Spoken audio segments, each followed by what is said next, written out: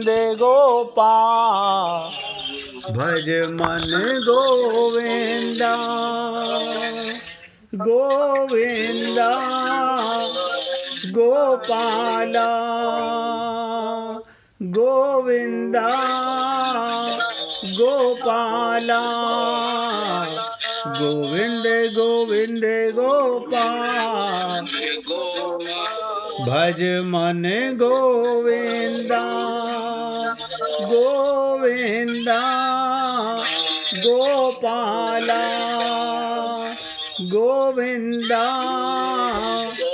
गोपाला गोविंद गोविंद गोपाल भज मन गोविंदा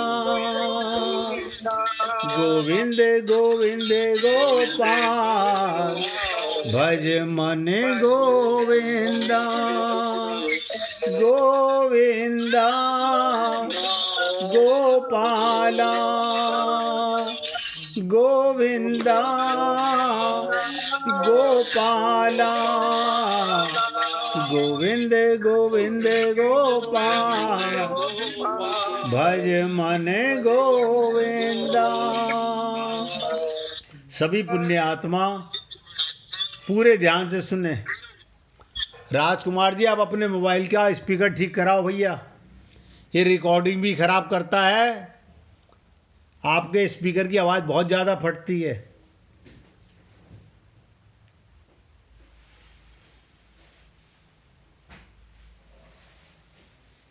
छोटी सी एक लीला सुन लो। भक्ति के अंदर ईर्ष्या और अभिमान बहुत बड़ा नीचे गिराने का काम होता है। भक्ति में ये प्रकाश है, प्रेम प्रकाश है, आत्म प्रकाश है। और ईर्ष्या और अभिमान, संत ज्ञानेश्वर, संत दयाल हुए हैं, कृपालु हुए हैं, जो अभिमान पर चोट मारे। देखो, जैसे सुनार सोने को कूटता है, पीटता है, तब वो किसी जगह जाकर के फिर उसको मोड़ता है। ऐसे ही ये गुरु जो हैं, ये हमारी बुद्धि पर चोट करते हैं बार बार। वो सामान्य व्यक्ति नहीं हो सकता, वो आपका परम हितकारी होगा। जो गुरु आपकी झूठी तारीफ करे वो गुरु नहीं है। जो आपकी बुद्धि पर और आपके मन पर, आपके अज्ञानता पर चोट करे, जो हमें जगाए, वो आपका परम हितकारी होगा। तभी आपका अभिमान पर चोट मारकर आपके अंदर अभिमान बाहर निकालने की चेष्टा करेगा। आप हम लोगों को अभिमान नजर आता है, आप कहेंगे नहीं, नजर तो नहीं आता। अभिमान माने अज्ञान।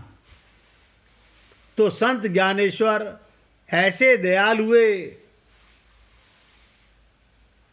सिद्ध चांगदेव के मुख्य से निकलवाया, मुझे क्षमा कीजिए। सोचिएगा, सिद्ध चांगदेव के मुख से निकलवा दिया कि क्षमा कीजिए, मुझे आत्मबोध दीजिए, मुझे आत्मबोध दीजिए, मुझे आत्मज्ञान दीजिए, मुझे अपना शिष्य स्वीकार कीजिए।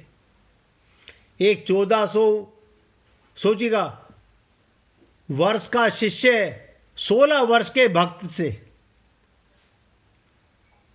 आप सोचो 1400 वर्ष का उम्र थी और 16 वर्ष के भक्त से शिष्यत्व की भीख मांग रहा है। गुरु और शिष्य में उम्र का भेद नहीं होता। हम सब लोग यहाँ जितने विराजमान हैं, सब आत्मा से एक उम्र के हैं। बाप बेटा, दादा पोता एक उम्र का, क्योंकि सब आत्मा हैं। और वो कहते हैं मुझे अपना शिष्य स्वीकार कर लीजिए। बहुत से शिष्य उसके साथ आए हुए थे और उनके शिष्य अतः भक्त ज्ञानेश्वर ने संत ज्ञानेश्वर से शर्त रखी कि चांगदेव जी, मैं आपको शिष्य तब स्वीकार करूंगा यदि आपने इन शिष्यों में से कोई अपनी बलि देने को तैयार हो जाए। ध्यान से सुनिएगा, बड़ी विचित्र लीला है। क्या कहा, आपके इन शिष्यों में से कोई अपनी बलि देने को तैयार हो जाए तो मैं आपको शिष्य स्वीकार करूंगा। शिष्यों ने बात सुनी, एक एक करके खिसकने लगे। सभी के सभी शिष्य खिसक गए, मानो ये अभिमान कि मेरे इतने शिष्य हैं ये भी खत्म हो गया। बहुत से गुरुओं को बड़ा अभिमान होता है, मेरे इतने लाख शिष्य हैं। ये तो आज जिसने अपना अभिमान तोड़ा, अब सोचिएगा क्या मांगा था कि आपके शिष्य में से जो भी अपनी बलि देने को तैयार हो। आज हम लोग खाटू जाते हैं, भगवान श्याम ने, कृष्ण ने उन्हें अपना नाम दिया, और भीम के पोते हैं बर्बरीक, क्या दिया उन्होंने भगवान को? अपना शीश दान किया, अभिमान दिया, अहंकार त्यागा।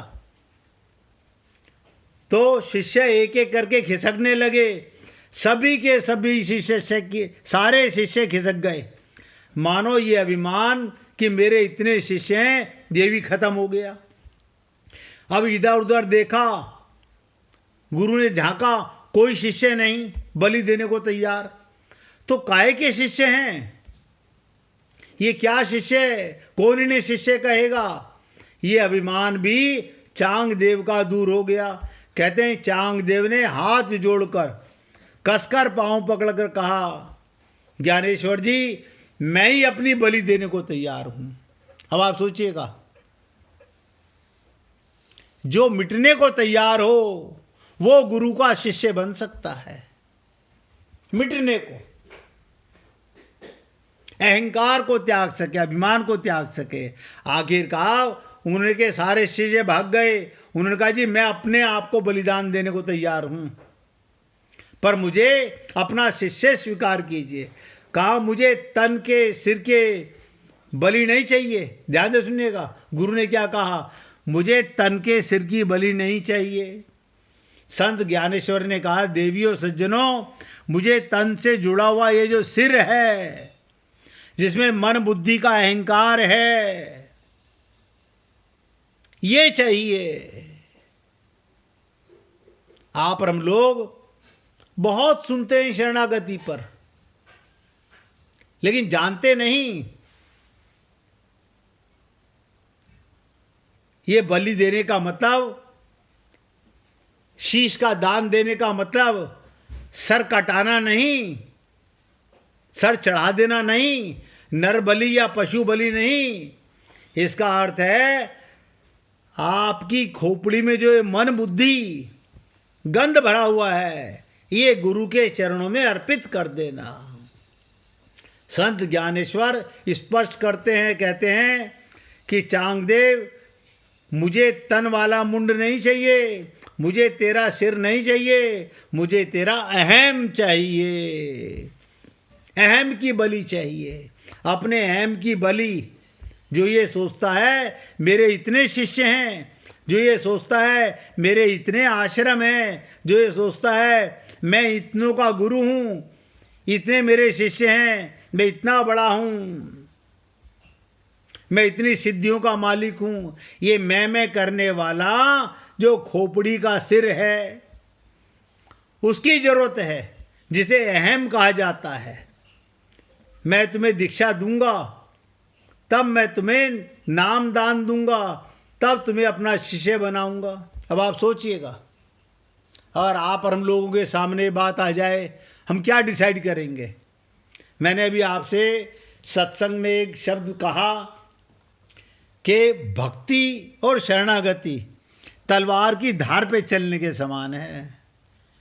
जो मिटने को तैयार हो वो शरणागति हो सकता है, जो अपने आप को बचाए रखना चाहता हो वो क्या खाक शरणागति करेगा? वो तो ऐसे ही संसार में आता रहेगा और ऐसे ही मर के जाता रहेगा। तो ईर्ष्या की अग्नि से ना जाने कितने लोग जल रहे हैं, उस बेचारे को कोई पता ही नहीं। एक बार कबीर साहब के साथ, ध्यान से सुनिएगा, ऐसी स्थिति एक बार कबीर साहब के सामने भी आ गई। कबीर साहब की ख्याति को देखकर अनेक संत महात्मा, सामान्य व्यक्ति इतना ईर्ष्यालु हो गए उनके प्रति, उन्हें पता नहीं, उन्हें नीचा दिखाने के लिए, देखो नीचा दिखाने वाला किस प्रकार से डंक मारता है, आप सोच नहीं सकते किस प्रकार से नीचा दिखाता है। कबीर साहब को आज चिट्ठियां भेज दी, संत महात्माओं को सैकड़ों के हिसाब से चिट्ठियां चली गईं। परसों कबीर साहब बहुत बड़ा भंडारा कर रहे हैं। क्या करा? वहाँ के पंडित पुरोहितों ने काशी के झूठी चिट्ठियां बना करके भेज दी कि संत कबीर साहब बहुत बड़ा भंडारा कर रहे हैं, मेहरबानी करके सब परिवार सहित पधारें। बेचारे कबीर को कुछ पता ही नहीं, ये चिट्ठियां लिखी गईं उसे नीचा दिखाने का ढंग। लेकिन परमात्मा तो जानता है, परमात्मा तो लाज रखता है अपने भक्त की। मानो वो अपने भक्त की किसी प्रकार से भी लाज पर आंच नहीं आने देता। भंडारे का दिन हजारों की संख्या में लोगों का तांता लग गया कबीर की झोपड़ी के बाहर। कबीर ने देखा आज क्या बात, भूसी वाले कमरे में छुपकर बैठ गए।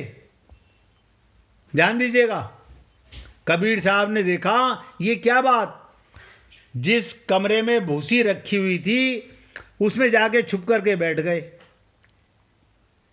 मैं क्या कर सकता हूं इस वक्त, मेरे घर अपने लिए रोटी नहीं, अभी लोई बोल के चुकी है कि खाना के लिए कोई घर में चीज नहीं है। मेरे घर लोई के लिए, पत्नी के लिए रोटी नहीं, मैं इतने सारे संत महात्माओं को कहाँ से रोटी खिलाऊंगा। भूसी वाले कमरे में छुपकर बैठे, कहते हैं ये सच्ची गाथाएं बता रहा हूं। क्या क्या देखते हैं, भगवान का सिंहासन हिला, चल लक्ष्मी लोई बन। भगवान ने क्या करा? भगवान ने कहा चल लोई, लक्ष्मी से कहा। देखिएगा आज धनुर्मास चल रहा है, भगवान ने क्या कहा विष्णु जी ने, चल लक्ष्मी लोई बन, और मैं बनूंगा कबीर। और बैलगाड़ी के ऊपर कबीर साहब बैठे हुए भगवान, और लोई बैठी हुई है, ढेर सारा सामान और इतना लश्कर। खाना बना उस दिन बनारस के अंदर, इतना भजन कीर्तन भंडारा हुआ, ऐसा भंडारा कभी जिंदगी में संत महात्माओं ने किया नहीं। और ऐसा सुस्वाद भोजन जो परमात्मा ने अपने भक्त कबीर की लाज रखी। जब सब कुछ समाप्त हो गया तो कबीर साहब बाहर निकले भूसी वाले कमरे में से, इतना ही कहा। क्या कहा कबीर जी ने? ना कुछ किया ना कर सका, ना कुछ किया ना कर सका, ना कुछ किया शरीर, जो कुछ किया सो हरि किया, कहत कबीर कबीर। तो ये साधक जन्म समाप्त करने की इजाज़त बता रहा हूँ कि आप और हम लोग ये भ्रम पाल रहे हैं कि मैंने परिवार पाला, मैंने बच्चे पैदा किए, जो करे सो हरि करे। ये ज्ञान जब आप क्या हमारे अंदर उपज जाए तो गहराई से एक बार आत्मज्ञान हो जाए, फिर सब कुछ। राजकुमार जी ने पूछा था कि कर्ता कौन है, देखो वहीं आके बात खत्म कर रहा हूं। करते हो तुम कन्हैया, मेरा नाम हो रहा है। व्यक्ति जिसके आदि और अंत में जो है वही बीच में है, वही सत्य है। आदि क्या थी? आत्मा। अंत में क्या रहेगी? आत्मा। तो बीच में क्या है? आत्मा। अगर इस शरीर में आत्मा ना होती, परमात्मा ना होते, तो ये मुर्दा कहलाता। इस संसार के आदि में जो था, अंत में वही रहेगा, जो इसका मूल कारण है। और प्रकाशक, देखो ये नोट करने की चीज है, प्रकाशक। आप भगवान की किरण हो, भगवान नारायण के, आप जैसे सूर्य की किरणें, ऐसे ये आत्मा जीव भगवान के प्रेम की किरणें हैं।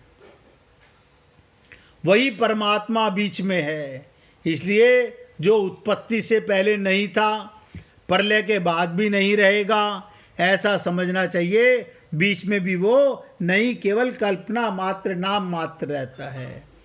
तो गहराई से अब भगवान शरीरी की, आत्मा की अलौकिकता की वर्णन करना चाहते हैं। अब आप सोचिएगा, अब तक तो आप और हम लोग शरीर को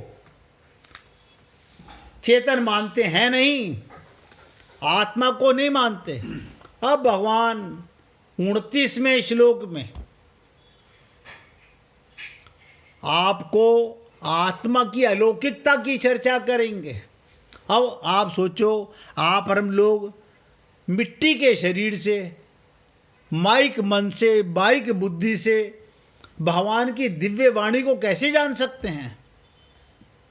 या तो आपको भगवान की शरणागति करनी पड़ेगी। अब भगवान की शरणागति कैसे करें कि भगवान तो अंदर ही बैठे हुए हैं। गुरु की शरणागति हम करते नहीं, कहते हैं ये तो हमारी जैसे खोपड़ी है, इनकी 2 आंखें हैं, 2 कान हैं, हमारे ऐसा ही शरीर है। अब हम गुरु को शरीर मान लेते हैं, और भगवान कह रहे हैं आचार्य माम बिजानियात, इस गुरु को मेरा स्वरूप मानो। लेकिन मानने से क्या होगा? कई बार आपसे निवेदन किया गया, जब तक मनुष्य अपना मन बुद्धि का सरेंडर नहीं करेगा, अब ये बहुत लंबा सफर है गीता का। जब 18वें अध्याय में पहुंचेंगे, 66वें श्लोक में पहुंचेंगे, तो भगवान अर्जुन को डांटेंगे। अर्जुन को डांटने का मतलब आप हम सब जीवों को डांट पड़ेगी। क्या? सर्वधर्माणि परित्यज्य माम एकम शरणम व्रज अहम त्वाम सर्व पापेभ्यो मोक्षयिष्यामि मा शुचे। अरे मूर्ख, ये क्या धर्मों की आडंबर लगा रखा है? ये धर्म, ये धर्म, ये धर्म। सर्वधर्माणि परित्यज्य, भगवान कह रहे हैं सारे धर्मों को आग लगा, मेरी शरण में आ जा। अब आप बताओ, लेकिन आपकी हमारी खोपड़ी में ना तो गुरु महान है, ना भगवान महान है। हमारी खोपड़ी में हमारा ये काम जरूरी है, हमें यहाँ जाना है, हमें ये करना है। ये शरीर का ज्ञान, इस अज्ञानता से ब्रह्म ज्ञान नहीं उपजा करता। मैं तो छोटी छोटी बातें आपको बता करके निवेदन करता रहता हूँ कि जीवो अपनी भूल सुधारो, जो तुमसे ये ना सुधरे तो ब्रजराज पुकारो। कोशिश करो,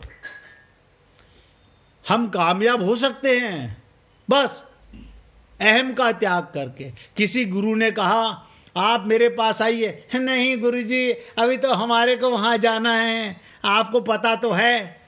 बताओ, गुरु की आज्ञा के आगे हमने अपनी बुद्धि लगाई ना। आप सोच के देखो, आप मंदिर भी जा रहे हो और गुरु कह दे कि मेरे पास आओ, तो हमें मंदिर क्या, गाते तो हो कि गुरु गोविंद दोऊ खड़े काके लागऊ पाए, बलिहारी दिन आपने गोविंद दियो मिलाए। लेकिन हम ऐसा करते नहीं हैं। आप लोग सब सोचिए देखिएगा कि आप और हम लोग क्या कर रहे हैं। क्या भगवान को धोखा दे रहे हैं? क्या गुरु को धोखा दे रहे हैं? नहीं, हम अपने आप को धोखा दे रहे हैं।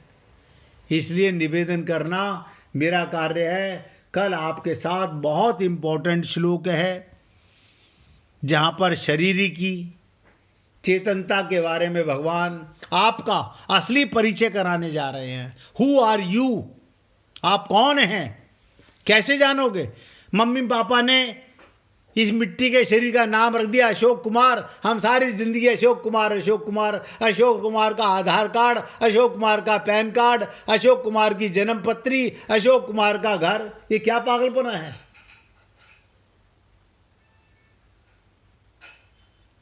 या तो किसी को गुरु मानो मत, या तन मन धन से अपने मन बुद्धि से पूर्ण शरणागत होने का प्रयत्न करो, अन्यथा हम अपने आप को धोखा दे रहे हैं।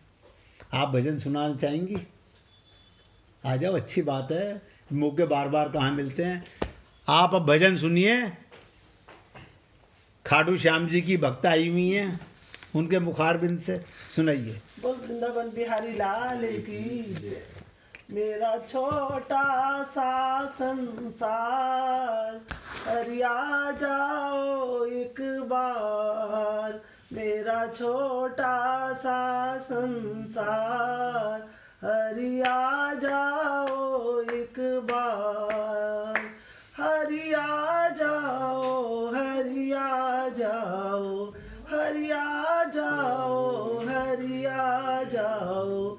मेरी नैया पार लगा जाओ, मेरी नैया पार लगा जाओ। मेरी बिगड़ी आके बना जाओ। मेरा छोटा सा संसार, हरि आ जाओ एक बार। मेरा छोटा सा संसार, हरि आ जाओ एक बार। लाखों को दर्श दिखाया है, लाखों को दर्श दिखाया है। प्रभु मुझको क्यों तरसाया है, प्रभु मुझको क्यों तरसाया है। ये कैसी तुम्हारी माया है, ये कैसी तुम्हारी माया है। अब दर्शन दो साकार, हरि आ जाओ एक बार। मेरा छोटा सा संसार, हरि आ जाओ एक बार। मेरा छोटा सा संसार, हरि आ जाओ एक बार। जब याद तुम्हारी आती है, जब याद तुम्हारी आती है। तन मन की सुध बिसराती है, तन मन की सुध बिसराती। रह रह कर मुझे तड़पाती है, रह रह कर मुझे तड़पाती है। तन मन धन दूं सब वार, हरि आ जाओ एक बार। तन मन धन दूं सब बार, हरि आ जाओ एक बार। मेरा छोटा सा संसार, हरि आ जाओ एक बार। मेरा छोटा सा संसार, आ जाओ एक बार। तुमसे बिछड़े युग बीत गए, तुमसे बिछड़े युग बीत गए। क्यों रूठ प्रभु मेरे मीत गए, क्यों रूठ प्रभु मेरे मीत गए। मैं हार गई तुम जीत गए, मैं हार गई तुम जीत गए। अब दर्शन दो साकार, हरि आ जाओ एक बार। दर्शन दो साकार, जाओ एक बार।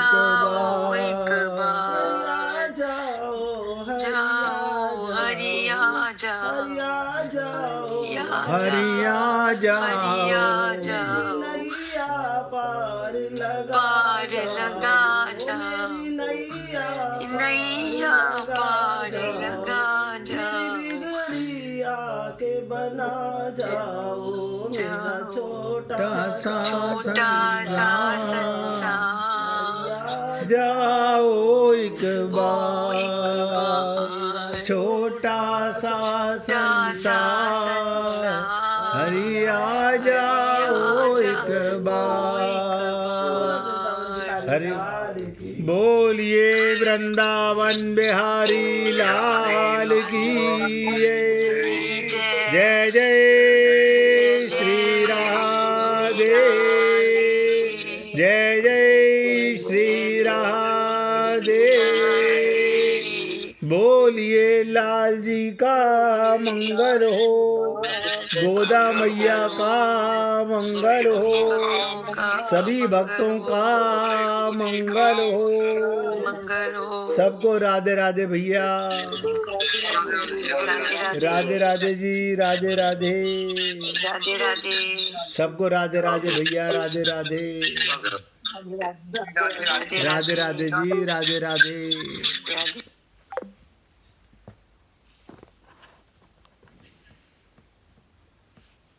राजकुमार जी का वो जैसे आरती होती है हाँ इस टाइप की आवाज है। उनके उसमें